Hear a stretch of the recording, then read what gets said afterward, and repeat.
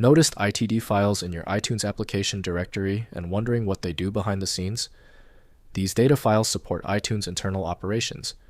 I'm Evan Brooks, Certified Support Engineer, and here's what these iTunes data files are all about and whether you should worry about them. I always keep a magic software utility on standby for the toughest ITD files. That's our guaranteed solution if the initial steps don't work. ITD files are internal data files used by Apple iTunes to store application state information, cache data, and operational metadata. They support various iTunes functions, including library management, store operations, device synchronization, and media processing working behind the scenes to maintain the application's runtime state.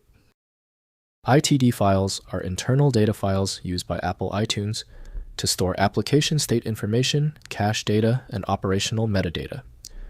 They support various iTunes functions, including library management, store operations, device synchronization, and media processing, working behind the scenes to maintain the application's runtime state. In most cases, ITD files work best with Apple iTunes created by Apple Inc. The file's internal manifest must be processed by a trusted system-level application. Windows gives a basic description, but understanding the stored data requires compatible tools. Let's proceed with the compatibility verification. Right-click the ITD file and select Open With. Test Apple iTunes if it appears. If not, choose another program. Different software handles the ITD format's nuances differently.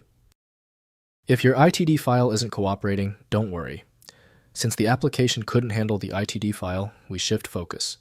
I want you to perform these 3 essential recovery steps immediately.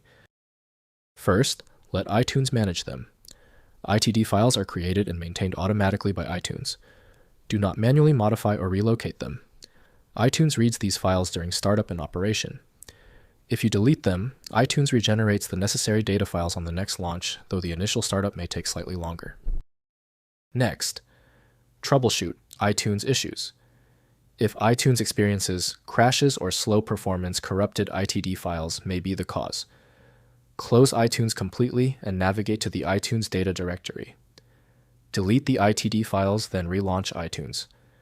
The application rebuilds its internal data files, which often resolves performance and stability issues. Finally, migrate iTunes data. When moving iTunes to a new computer, use the iTunes backup and restore process, or copy the entire iTunes media folder rather than individual ITD files. The data files are system-specific and regenerate on the new installation. Focus on transferring your iTunes. Library ITL file and media folder for a complete migration.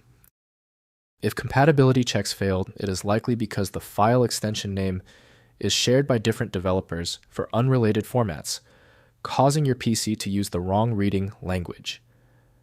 A universal viewer is designed to act as a versatile tool for identifying many formats, providing a reliable way to attempt access when standard programs have failed. Takeaway: the inability of Windows and 7-zip to open the file suggests a unique format signature. FileMagick is the comprehensive solution built to handle these exceptions.